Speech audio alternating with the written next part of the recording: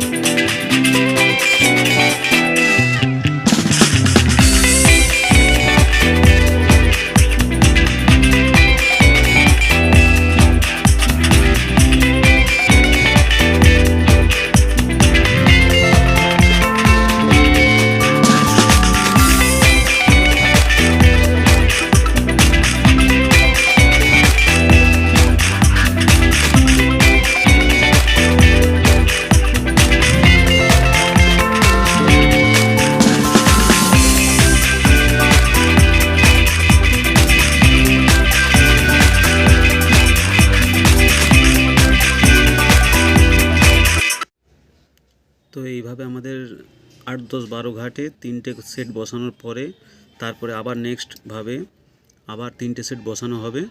এইভাবে 6টা সেট আমার কয়েল সেট হয়ে গেল। তো এরপরে আমি পেপার ইনসুলেটিং করে এটাকে ওয়াইন্ডিং করা হবে। তো কিভাবে মাঝখানে পেপারটা দেওয়া হয় এই যে দেখানো হলো। মাঝখানে 7 নম্বর গার্লেম পেপার লাগানো হয়েছে। এবারে আমরা ওটাকে সুতো দিয়ে ওয়াইন্ডিং করে দেবো। এইভাবে সুতো দিয়ে ওটাকে ভালো করে বেঁধে নিতে হবে বা টেপ করে নিতে হবে। তো আমি টেপ করেই দেখাচ্ছি। টেপটা এভাবে সুন্দর করে বেঁধে নিতে হবে। কমপ্লিট হয়ে গেছে একদিকে। এবারে দেখাবো আমি কানেকশান সাইড কিভাবে কানেকশান হবে। তো কানেকশান মোটামুটি দেখা যাচ্ছে যে 6টা কয়েলের টপ বিপরীত কয়েলের সঙ্গে বটমের। তো আবার একটা নেক্সট কয়েলের টপ বিপরীত কয়েলের সঙ্গে বটমের।